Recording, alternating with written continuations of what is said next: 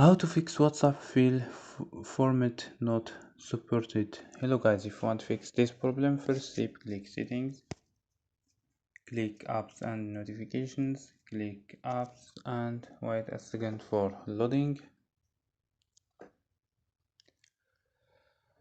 Scroll down for search your app WhatsApp or click here and search. Go to force stop and click OK and go to storage and click clear cache. After these steps you can restart your phone. So don't forget like and subscribe. Bye.